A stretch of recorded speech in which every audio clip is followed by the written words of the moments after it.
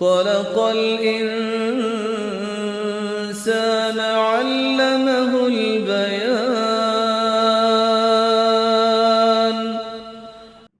نحمده ونصلي على رسوله الكريم، أما بعد، فأعوذ بالله من الشيطان الرجيم.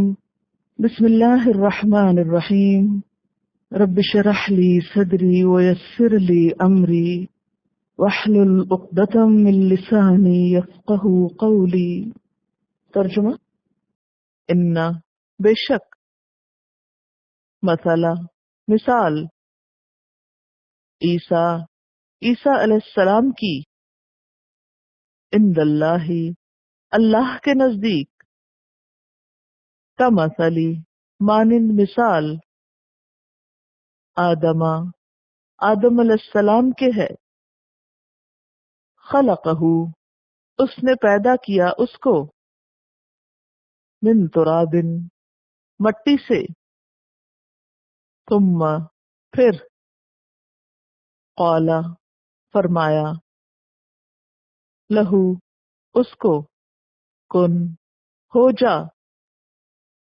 فیکون تو وہ ہو گئے، الحق حق، من ربک تیرے رب کی طرف سے ہے، فلا تکن پس نہ تو ہو، من الممترین شک کرنے والوں میں سے، فمن تو جو کوئی، حاجک جھگڑا کرے تجھ سے، فیہ اس کے معاملے میں، من بعد ما اس کے بعد کے، جاءک آ گیا تیرے پاس، من العلم علم میں سے، فقل تو کہہ، تعالو آؤ، ندعو ہم بلاتے ہیں،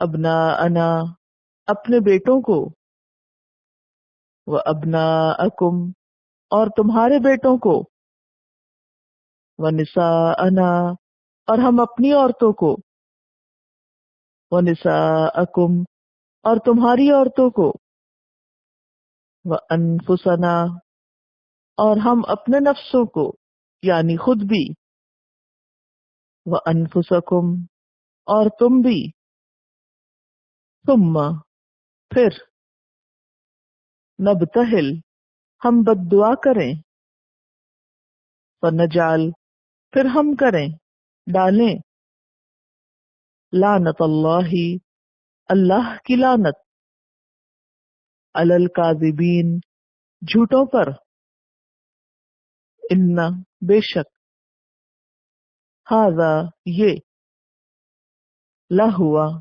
البتہ وہ، القصص واقعات ہیں، الحق سچے، وما اور نہیں، من الہ کوئی الہ، الا اللہ سوائے اللہ کے، وان اور بے شک، اللہ اللہ تعالی، لہوا البتہ وہ، العزیز زبردست ہے، الحکیم حکمت والا ہے، فإن پھر اگر، تولوا وہ منہ موڑ جائیں، فإن اللہ پس بے شک اللہ تعالی، علیم جاننے والا ہے، بالمفسدین فساد کرنے والوں کو، قل کہہ دیجئے، یا اہل الکتابی اے اہل کتاب، تعالو آؤ، الی کلمۃ طرف ایک کلمے کے، ایک بات کے، سواء برابر ہے، بیننا ہمارے درمیان، وبینکم اور تمہارے درمیان، اللہ کہ نہ نعبد ہم عبادت کریں، الا اللہ سوائے اللہ کے، ولا اور نہ، نشرکا ہم شریک کریں، بھی ساتھ اس کے، شیئا کسی چیز کو، ولا اور نہ، یتخذا بنائے، بعضنا بعض ہم میں سے، بعضن بعض کو، اربابن رب، من دون اللہ اللہ کے سوا، فإن پھر اگر، تولوا وہ منہ موڑ جائیں، فقولو تو کہہ دو، اشہدو گواہ رہو، بأننا کہ بے شک ہم، مسلمون مسلمان ہیں۔ تفسیر، ان مثل عیسیٰ بے شک عیسیٰ علیہ السلام کی مثال، عند اللہ اللہ کے نزدیک، کمثل آدم آدم کی مثال کی طرح ہے۔ یہاں ایک اور غلط فہمی کا ازالہ مقصود تھا۔ یہود اور نصارہ دونوں کے عقائد کی اصلاح ہے اس کے ذریعے۔ یہود نے نعوذ باللہ حضرت عیسیٰ علیہ السلام پر الزام لگایا اور کیا کہا کہ وہ ولد الزنا ہے۔ اللہ تعالیٰ نے اس کی تردید کی کہ ایسا نہیں ہے، وہ اللہ کے کلمہ کن سے پیدا ہوئے ہیں، بن باپ کے پیدا ہوئے ہیں، اور ایسا پیدا ہونا مشکل کیوں ہے؟ حضرت آدم علیہ السلام بھی تو بغیر باپ کے پیدا ہوئے تھے۔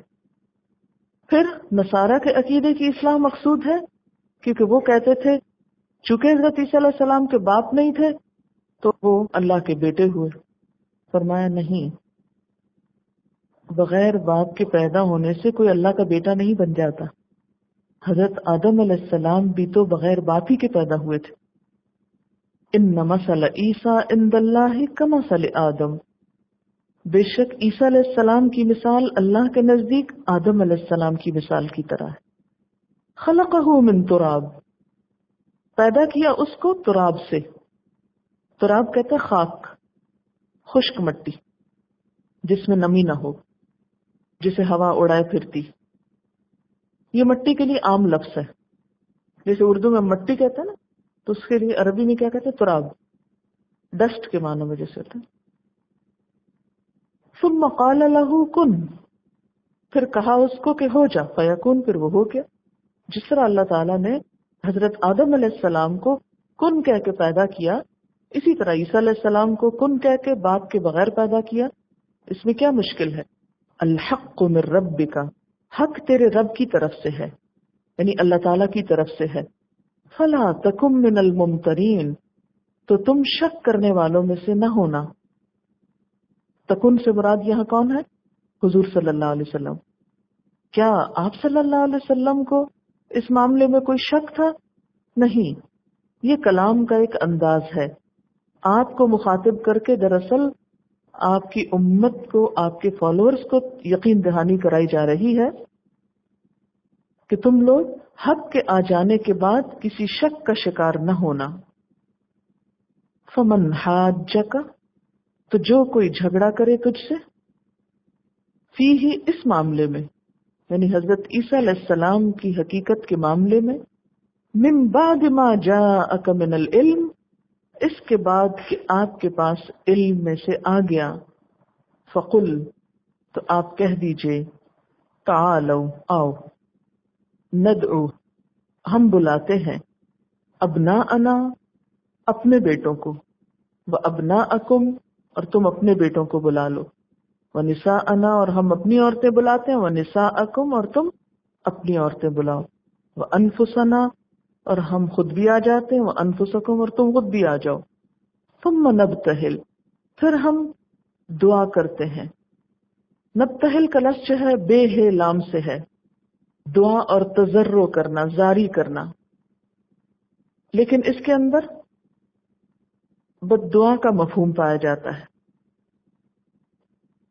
مباہلہ کہتے ہیں بد دعا کرنے کو، بے اعلان کا مطلب ہوتا ہے بہت زاری کے ساتھ، شدت کے ساتھ اور بہت التجا کے ساتھ دعا کرنا، لیکن اس کے اندر ترک کا مفہوم بھی پایا جاتا ہے، اس وجہ سے ایک دوسرے پر لعنت کی دعا کے لیے بھی یہ لفظ استعمال ہوتا ہے۔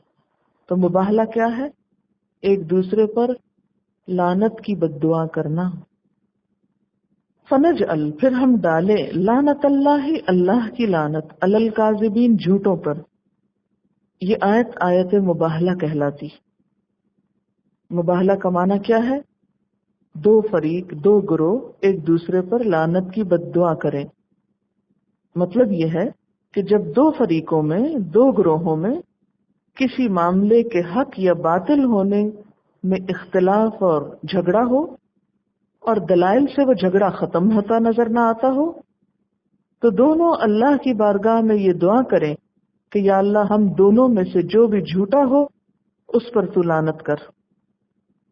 اس آیت کا پس منظر کیا ہے؟ جیسا کہ آپ جانتے ہیں کہ وفد نجران کی آمد کے موقع پر یہ آیات نازل ہوئی تھی۔ 10 ہجری میں 60 لوگوں پر مشتمل نجران کے علاقے سے ایک وفد نبی صلی اللہ علیہ وسلم کے پاس مدینہ میں آیا۔ اس وفد میں ان کے 14 سردار بھی شامل تھے۔ بہت شان و شوقت والا وفد تھا۔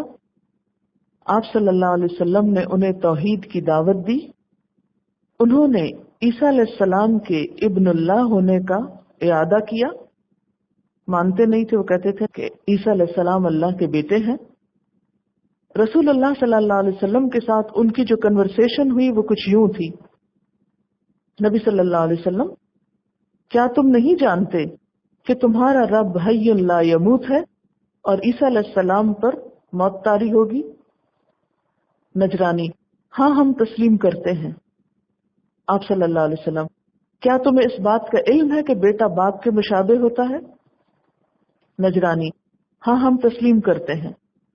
آپ صلی اللہ علیہ وسلم: اللہ تعالیٰ تمام کائنات کا حافظ اور رازق ہے، کیا عیسیٰ علیہ السلام بھی ایسے ہیں؟ نجرانی: عیسیٰ علیہ السلام ایسے نہیں ہیں۔ آپ صلی اللہ علیہ وسلم: کیا تم مانتے ہو کہ اللہ سے کائنات کی کوئی چیز چھپی ہوئی نہیں ہے؟ وہ ذرے ذرے کا علم رکھتا ہے، کیا عیسیٰ علیہ السلام بھی ایسا علم رکھتے ہیں؟ نجرانی: نہیں، عیسیٰ علیہ السلام ایسا علم نہیں رکھتے۔ آپ صلی اللہ علیہ وسلم: کیا تمہیں علم ہے کہ اللہ تعالیٰ کھانے پینے، موت اور جسمانی آلائشوں سے پاک ہیں، اور عیسیٰ علیہ السلام کھاتے پیتے تھے اور ان کی دیگر ضروریات بھی تھی؟ نجرانی: ہم تسلیم کرتے ہیں۔ آپ صلی اللہ علیہ وسلم: پھر تم کیسے عیسیٰ علیہ السلام کو اللہ یا ابن اللہ کہتے ہو؟ تو نجرانی لاجواب ہو گئے، لیکن پھر بھی ایمان نہ لائے۔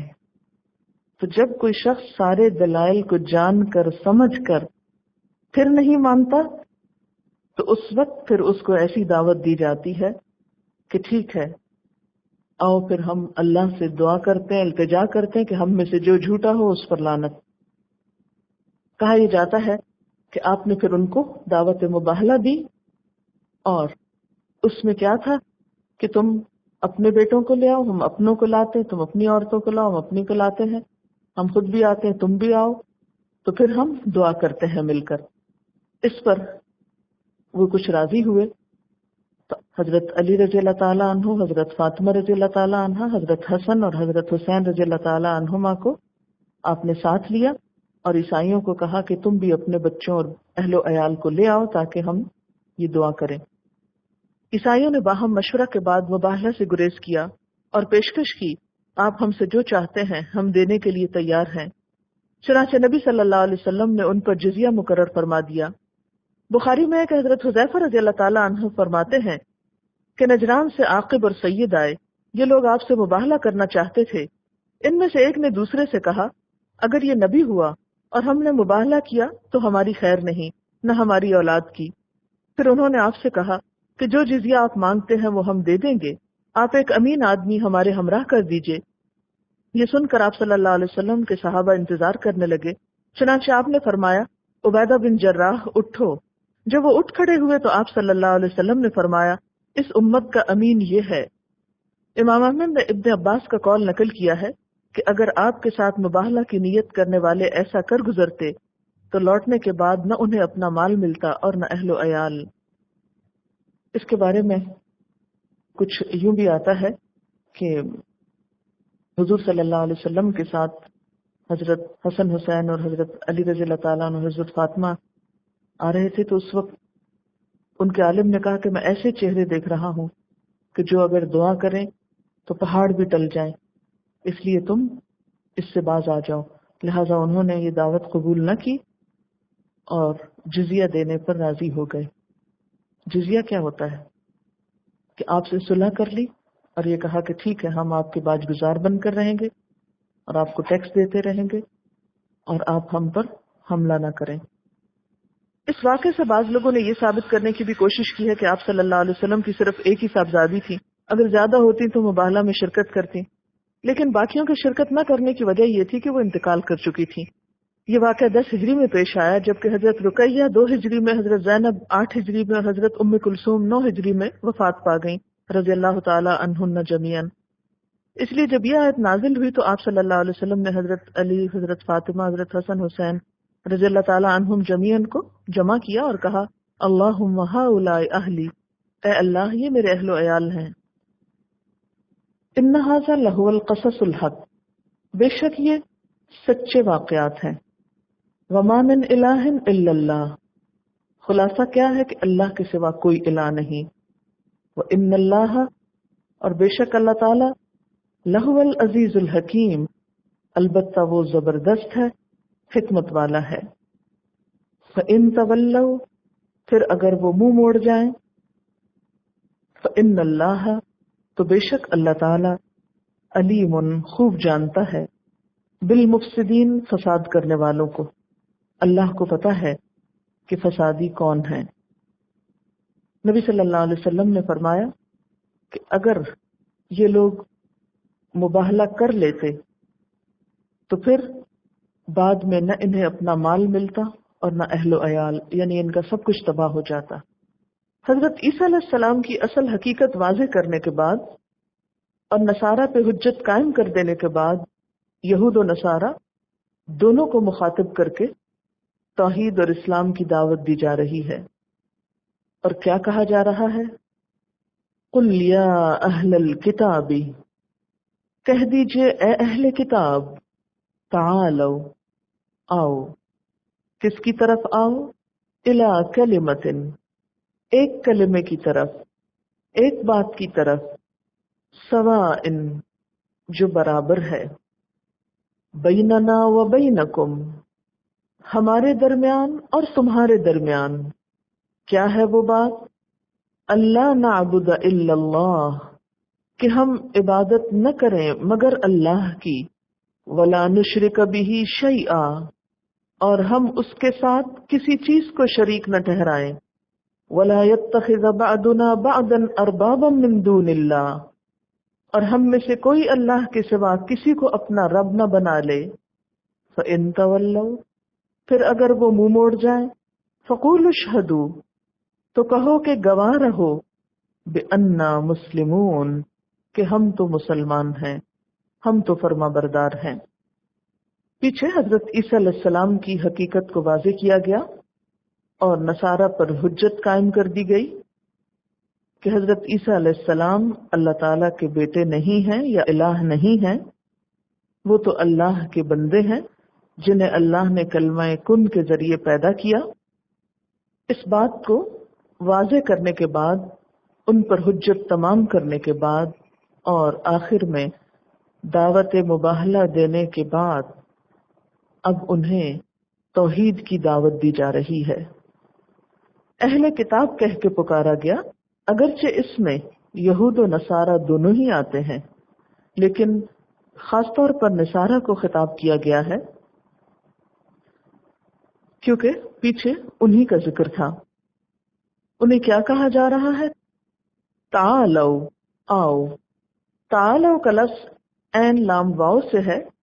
علو کسی چیز کا بلند ترین حصہ. تو تعالی کا مطلب کیا ہے؟ کہ انسان کو بلند مقام کی طرف بلایا جانا. تعالوا، اوپر آؤ، یعنی کیا کر رہے ہو؟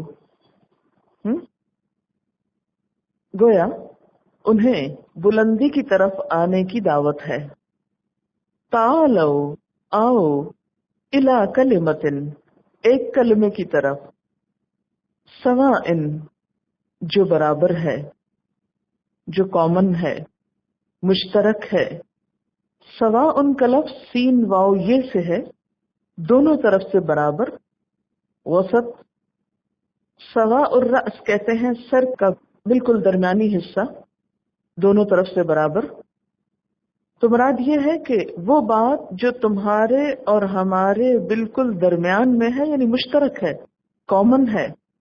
بیننا و بینکم ہمارے اور تمہارے درمیان. اور وہ بات کیا ہے؟ اللہ نعبد کہ ہم عبادت نہ کریں، الا اللہ مگر اللہ کی. جیسا کہ آپ جانتے ہیں کہ یہ بات مسلمانوں میں اور دیگر تمام الہامی مذاہب کے ماننے والوں میں مشترک ہے. یہود ہوں یا نصارہ ہوں، وہ سب اس بات کو مانتے ہیں کہ عبادت اللہ ہی کی ہونی چاہیے. اس لیے انہیں جب اسلام کی دعوت دی گئی تو اس بات سے شروع کیا گیا جو دونوں کے درمیان مشترک تھی. یہاں بھی تبلیغ کا ایک بہت اہم نقطہ بتایا جا رہا ہے کہ جب انسان کسی دوسرے سے بات کرے تو اختلافی امور سے ابتدا نہ کرے، بلکہ کامن گراؤنڈ پہ بات کرے، اتفاقی باتوں پر بات کرے. اور صرف یہ کہہ کر نہیں چھوڑ دیا گیا کہ اللہ کے سوا کسی کی عبادت نہ کریں، بلکہ مزید تاکید کے ساتھ یہ بھی کہا گیا وَلَا نُشْرِكَ بِهِ شَيْئًا اور ہم اس کے ساتھ کسی کو بھی شریک نہ کریں. یہ دعوت تمام انبیاء کی دعوت تھی. قرآن پاک میں سورۃ الانبیاء میں اللہ تعالیٰ فرماتے ہیں وَمَا أَرْسَلْنَا مِن قَبْلِكَ مِن رَّسُولٍ إِلَّا نُوحِي إِلَيْهِ أَنَّهُ لَا إِلَٰهَ إِلَّا أَنَا فَاعْبُدُونِي. آپ سے پہلے ہم نے کوئی رسول ایسا نہیں بھیجا مگر یہ کہ ہم نے اس کی طرف وحی کی کہ میرے سوا کوئی الہ نہیں، انہ لا الہ الا انا فاعبدونی، پس تم میری ہی عبادت کرو. اسی طرح سورۃ النحل کی آیت 36 میں فرمایا وَلَقَدْ بَعَثْنَا فِي كُلِّ أُمَّةٍ رَسُولًا ہم نے ہر امت میں ایک رسول بھیجا. کیا پیغام دے کر؟ ان اعبدوا اللہ کہ لوگو اللہ کی عبادت کرو، واجتنبوا الطاغوت اور طاغوت سے اجتناب کرو، طاغوت سے بچو. گویا حضرت آدم علیہ السلام سے لے کر محمد صلی اللہ علیہ وسلم تک جتنے بھی پیغمبر آئے، سب کا پیغام اور میسج یہی تھا کہ صرف اللہ کی عبادت کی جائے اور کسی کو اس کی عبادت میں شریک نہ کیا جائے. روایات میں یہ بات بھی آتی ہے کہ نبی صلی اللہ علیہ وسلم نے صلح حدیبیہ کے بعد مختلف حکمرانوں کو اسلام کی دعوت کے لیے جو خط لکھے، اس میں سے ہرقل قیصر روم اور مقوقس حاکم مصر کو جو خطوط روانہ کیے اور انہیں اس میں اسلام کی دعوت دی، اس میں اسی آیت کو بنیاد بنایا. مقوقس کے نام جو خط بھیجا گیا اس کی اصل مصر کی ایک خانقاہ سے برآمد ہوئی ہے. کئی 100 سال بعد 18ویں صدی میں وہ اصلی خط جو ہے وہ برآمد ہوا ہے. اس کو اوریجنل حالت میں مجھے ترکی کے ایک میوزیم میں دیکھنے کا اتفاق بھی ہوا ہے، جس کے اوپر تحریر اگرچہ بہت مان پڑ چکی ہے، لیکن وہ وہی چمڑے کا ورق اور اس کے اوپر لکھا ہوا. تو اس خط کے برآمد ہونے پر جب اس کی تحریر پڑھی گئی تو وہ وہی تحریر تھی جو صحیح بخاری میں موجود ہے. اس سے یہ بھی پتہ چلتا ہے کہ ہماری احادیث کی یہ کتابیں کس حد تک اصل چیز کو محفوظ کیے ہوئے ہیں. بہرحال اس خط کی جو عبارت ہے وہ کچھ یوں ہے، یا متن کچھ یوں ہے: بسم اللہ الرحمن الرحیم من محمد بن عبداللہ الی المقوقس عظیم القبط، کہ محمد بن عبداللہ یعنی حضور صلی اللہ علیہ وسلم کی طرف سے مقوقس جو قبطیوں کا بڑا ہے یا قبطیوں کا سردار ہے، قبطی اہل مصر کو کہتے ہیں. سلام علی من اتبع الہدی، سلام اس پر جو ہدایت کی پیروی کرے. اما بعد، انا ادعوک بدعایت الاسلام، میں تمہیں اسلام کی دعوت دیتا ہوں. اسلم تسلم، اسلام لے آؤ تم سلامتی پا جاؤ گے. یؤتک اللہ اجرک مرتین، اللہ تمہیں دگنا اجر دے گا. فإن تولیت، پھر اگر تم نے منہ موڑا، اگر تم مسلمان نہیں ہوئے، فإنما علیک اسم القبط، تو تم پر قبطیوں کا بھی گناہ ہے. اور پھر یہی آیت آپ نے لکھی، قل یا اہل الکتاب تعالوا الی کلمۃ سواء بیننا وبینکم، کہ اے اہل کتاب آؤ ایک کلمے کی طرف جو ہمارے اور تمہارے درمیان برابر ہے. اس سے کیا پتہ چلتا ہے کہ کسی بھی کرسچن کو یا کسی بھی نان مسلم کو، اور خصوصاً جو اہل کتاب میں سے ہو، اسے اسلام کی طرف جب بلایا جائے تو اسی سے ابتدا کی جائے کہ تم بھی اللہ کو مانتے ہو، ہم بھی مانتے، تم بھی آخرت کو مانتے ہو، ہم بھی مانتے، تم بھی رسولوں کو مانتے ہو، ہم بھی مانتے، تمہارے پاس بھی کتابیں ہیں، ہمارے پاس بھی کتاب ہے. فرق صرف اتنا ہے کہ ہم حضور صلی اللہ علیہ وسلم کو مانتے ہیں اور تم نہیں مانتے. آؤ دیکھو کیا ان کی تعلیمات میں کوئی ایسی چیز ہے جس سے تمہاری کتابوں کی تکذیب ہوتی ہو؟ نہیں، وہ تو سب کچھ تمہاری کتابوں کی اور رسولوں کی تصدیق کرنے والے بن کر آئے ہیں. اور یہ وہ بنیادی نقطہ ہے جہاں سے دوسرے کو صحیح راستے پر لایا جا سکتا ہے. اور یہی نبی صلی اللہ علیہ وسلم کی سنت بھی ہے کہ آپ نے خود بھی ایسا ہی کیا. اللہ تعالیٰ نے جو حکم دیا آپ نے وہ کر کے دکھایا. اس سلسلے میں ایک بات اور یاد رہے کہ یہ جو بات کی گئی نا، تعالوا الی کلمۃ سواء بیننا وبینکم، تو اس میں خصوصاً توحید کے معاملے میں یہود سے زیادہ نصارہ نے خطا کھائی ہے. اس لیے یہ بات کچھ مناسب معلوم ہوتی ہے کہ کچھ کوٹیشنز بائبل کی آپ کے سامنے رکھی جائیں کہ جن سے یہ پتہ چلتا ہے کہ جو توحید کا پیغام قرآن کا ہے وہی پیغام دراصل بائبل کا بھی ہے. مثلا انجیل کے حوالے سے کچھ کوٹیشنز. یسوع نے جواب میں اس سے کہا، لکھا ہے کہ تو خداوند اپنے خدا کو سجدہ کر اور اسی کی بندگی کر. یہ مرقس 29-30 آیت ہے. ایک اور یوحنا کی کوٹیشن ہے، یسوع نے جواب دیا کہ اول حکم یہ ہے کہ اے اسرائیل سن، خداوند ہمارا ایک ہی خداوند ہے. پھر اسی طرح متی میں ہے، اور ہمیشہ کی زندگی یہ ہے کہ وہ تجھ خدائے واحد و برحق کو اور یسوع مسیح کو جسے تو نے بھیجا ہے جانے. تو یہاں بھی کیا لفظ استعمال ہوا ہے؟ خدائے واحد اور برحق. اور اسی طرح یوحنا کی انجیل میں بھی کیا ہے؟ خداوند ہمارا ایک ہی خداوند ہے، یعنی ایک ہی اللہ ہے. ان کے ہاں اللہ کے لیے لفظ اردو میں کیا استعمال کرتے ہیں؟ خداوند. بہرحال تو اس سے کیا بات پتہ چلتی ہے کہ توحید کا پیغام ہمارے درمیان اور پچھلی امتوں کے درمیان ایک ہی رہا ہے. اور کیا نہ کریں، وَلَا يَتَّخِذَ بَعْضُنَا بَعْضًا أَرْبَابًا مِّن دُونِ اللَّهِ، اور ہم میں سے بعض کو اللہ کے سوا اپنا رب نہ بنائے. یہ بھی شرک کی ایک قسم ہے، انسانوں کو رب بنا لینا. قرآن پاک میں سورۃ التوبہ کی آیت نمبر 31 میں اللہ تعالیٰ فرماتے ہیں، اتخذوا احبارهم ورهبانهم اربابا من دون اللہ. ان لوگوں نے اپنے علماء اور اپنے راہبوں کو اللہ کے سوا اپنا رب بنا رکھا ہے. حضرت عدی بن حاتم کہتے ہیں کہ میں نے نبی صلی اللہ علیہ وسلم سے عرض کیا کہ یہود و نصارہ نے تو اپنے علماء کی کبھی عبادت نہیں کی، پھر یہ کیوں کہا گیا ہے کہ انہوں نے ان کو رب بنا لیا؟ آپ نے فرمایا، یہ ٹھیک ہے کہ انہوں نے ان کی عبادت نہیں کی، یعنی ان کے نام کی نماز نہیں پڑھی یا روزہ نہیں رکھا، لیکن یہ بات تو ہے نا کہ ان کے علماء نے جس کو حلال قرار دیا اس کو انہوں نے حلال، اور جس چیز کو حرام قرار دیا اس کو انہوں نے حرام سمجھا. یہی ان کی عبادت کرنا ہے. تو اس سے کیا پتہ چلتا ہے کہ انسانوں کو رب بنانا دراصل کیا ہے؟ ان کو حلال و حرام کا مالک سمجھ لینا، آنکھیں بند کر کے ان کی پیروی کرنا. دوسرے لفظوں میں شخصیت پرستی کرنا. کوئی بھی شخصیت جو اللہ کی طرف بلائے اس کی بات اس طرح ماننے لگ جانا گویا اللہ کی بات ہو.